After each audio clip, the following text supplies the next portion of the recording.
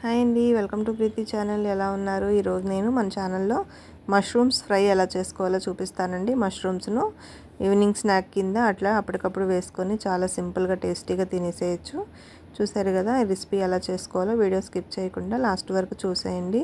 ఇవి క్రిస్పీగా రావడానికి నేను అక్కడక్కడ టిప్స్ చెప్పానండి, కాబట్టి వీడియో స్కిప్ చేయకుండా లాస్ట్ వరకు చూసేసి మష్రూమ్స్ పకోడీని ఎంజాయ్ చేసేయండి. ఈ రెసిపీ కోసం ముందుగా మష్రూమ్స్ తీసుకొని ఇలా సన్నగా కట్ చేసుకోవాలి.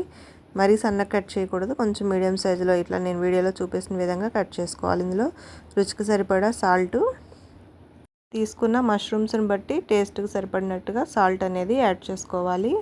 అట్లానే దీంట్లో కొంచెం పసుపు కూడా యాడ్ చేసుకోవాలండి, ఒక పావు స్పూన్ అంతా. రుచికి సరిపడా కారం వచ్చేటప్పటికి ఒక హాఫ్ స్పూన్ వరకు కారం అనేది యాడ్ చేసుకోవాలి. మరి కారం ఎక్కువ వేసామనుకోండి మష్రూమ్స్ ఫ్లేవర్ డామినేట్ చేస్తుంది. ఇప్పుడు శనగపిండి వచ్చేటప్పటికి ఒక 3 స్పూన్ల వరకు వేసుకున్నాను. మరీ ఎక్కువ వేసుకోకుండా జస్ట్ ఒక 3 స్పూన్స్ వరకు శనగపిండి వేసుకోవాలి.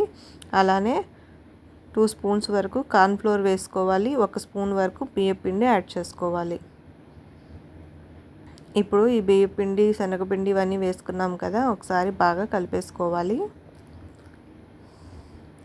మష్రూమ్ ముక్కలన్నీ కూడా శుభ్రం కడిగి ఉన్నాయి కదా, వాటికి ఈ పిండిలన్నీ కూడా బాగా పడతాయి. చూడండి, ఇట్లా ముందుగా పిండి అంతా కూడా కారము, ఉప్పు అంతా కూడా బాగా పట్టేటట్టు అప్లై చేసుకున్నాక కాస్తంత వాటర్ జస్ట్ అలా చేతితో చల్లుకుంటూ కలుపుకోవాలి. అంటే పిండి జారవ్వకుండా చక్క ముక్కలకు బాగా పడుతుంది. ఇలా ఈ విధంగా కలుపుకున్నారంటే.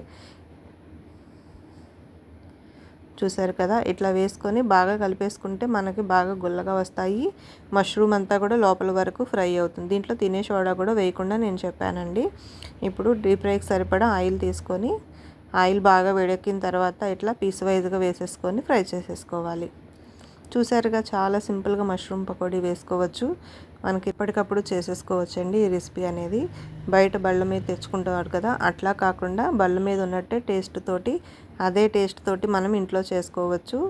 ఫైనల్గా దీంట్లో కొంచెం కరివేపాకు అది యాడ్ చేసుకొని పెట్టుకున్నాం అనుకోండి, చాలా బాగుంటుంది టేస్ట్ కూడా. ఇలా ముక్కలన్నీ వేసేసుకొని బాగా దోరగా వేయించుకోవాలి. క్రిస్పీగా కలర్ వచ్చే వరకు ఫ్రై చేసుకొని పక్కకు తీసేసుకోవాలి. 1 నిమిషం పాటు నురుగంతా తగ్గాక తీసామనుకోండి లోపల వరకు ఫ్రై అయిపోతాయి. చూసారు కదా, మొత్తం కలర్ అంతా కూడా చేంజ్ అయింది కదా. ఇప్పుడు దీన్ని మనము తీసేసుకుందాము. వాయ్ అంతా కూడా రెడీ అయిపోయింది. చూడండి, కలర్ అంతా కూడా బాగా వచ్చేసింది. అట్లానే లోపల వరకు ఫ్రై అయింది, అంతే స్పాంజీగా కూడా వచ్చినాయి. చూసారు కదా, ఈ విధంగా మష్రూమ్ పకోడీ అనేది వేసుకోవాలి.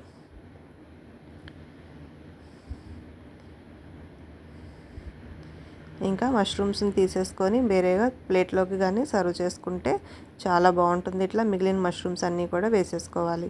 చూసారు కదా, మష్రూమ్ పకోడీ అనేది రెడీ అయిపోయింది. రెసిపీని మీరు కూడా ట్రై చేసి రెసిపీ మీకు ఎలా అనిపించిందో నాకు కామెంట్ చేయండి ఫ్రెండ్స్.